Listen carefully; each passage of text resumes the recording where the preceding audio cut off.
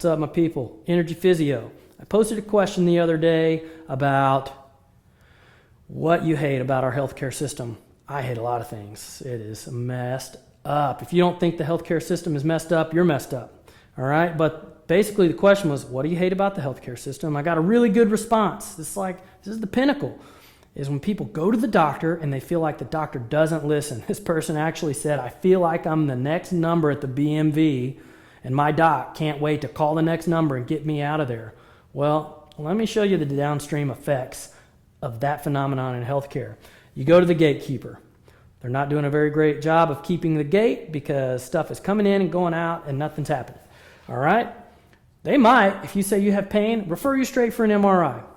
Bad news. You're not going to get a good outcome there. Maybe they don't, but you have a decreased evaluation time with that provider, and ultimately they come up with the wrong diagnosis because they didn't spend the time with you to figure it out. They send you to PT if you have pain with the wrong diagnosis. The PT provides the wrong treatment because you can't correctly treat an incorrect diagnosis. Then you get a bad outcome. So your therapist is getting a bad outcome because they weren't ballsy enough to create their own diagnosis and solve your problems. So then they refer you to their favorite specialist, who may not be the best, but they have to maintain their relationship with these people so they can continue getting referrals and keep their doors open. And the specialist gives you an MRI. Maybe, maybe not. Same problems up here. We don't need an MRI almost ever. Unless you're having surgery, you don't need an MRI. Then the specialist sends you back to PT with a different local diagnosis. He really zoned in on what's going on. He spent an extra 2 minutes versus the primary care physician and gave you a diagnosis that was a little more specific. Up here, you got let's say it's your shoulder. You got shoulder pain, send to therapy. Over here, you get biceps tendonitis, send to therapy.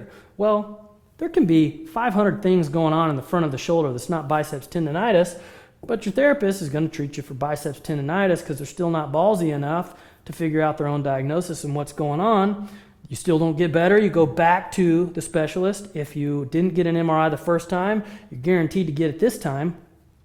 You've had 2 bad outcomes in therapy now, so what's the surgeon do? We need to get you an MRI and get in there and fix the structural abnormality. Well, hey, listen. There are structural abnormalities on the inside just like there are the outside. If you smile all the time, you got wrinkles on your eyes. It's a good sign. That's something you like, okay? Doesn't make a difference in your functional movement and the way you live your life.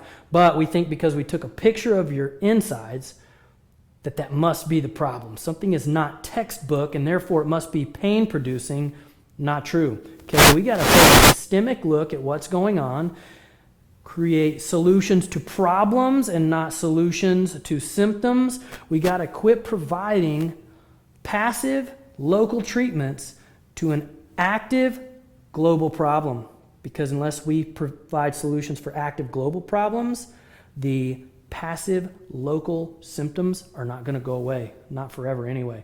So these are the downstream effects of when you have a patient visit with a doctor that doesn't spend the time and take the time to do a full clinical exam and ultimately comes out with the wrong diagnosis. You're frustrated. You wasted your time. You wasted your money.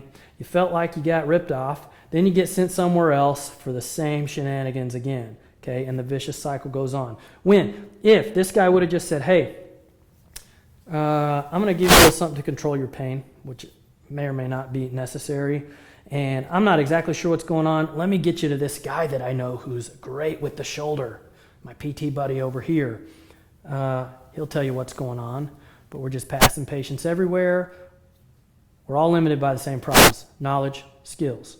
Knowledge without skills is dead. Skills without knowledge is dangerous, and we all are limited by the amount of knowledge and the amount of skills we have. If you are sending your patients to somebody without the maximum amount of knowledge and the maximum amount of skills, you're not getting the best outcome. Why are you doing it?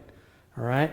If you don't have the knowledge and skills that you need to tell the patient what they need, it's okay to say, look, I'm not sure. Let me get you to somebody who I know can get you to the right spot, because I guarantee you, patients appreciate more if you say, look, I'm not totally sure what's going on, but I can get you to somebody who does.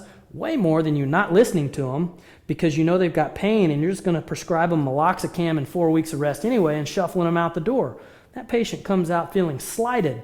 But even if you say, look, I'm not sure, I'm going to get you to a guy who knows, and don't give them anything, no meds, no referrals, don't even recommend rest, they're going to like you a whole lot more because that's valuable. That shows that you're listening, you're thinking, you're concerned about the patient's welfare and not wasting their time, and that you are okay admitting that you don't know, but you know somebody who does that can definitely help your patient. Now you have formed a relationship with your patient, you formed a relationship with your referral, and you have formed a better cycle of healthcare just by admitting that you don't know. And that's totally okay. So let's think about that. If you're going somewhere repeatedly and you have that same situation, like, hey, why won't you listen to what I'm saying? Why are you doing the same stuff over and over and over again and it doesn't work? That's the definition of insanity. You need to find someone who will treat you right. You need to find someone who will listen. You need to find someone who will take a broad spectrum approach to what you have going on. They're not easy to find, but I guarantee you they're worth it.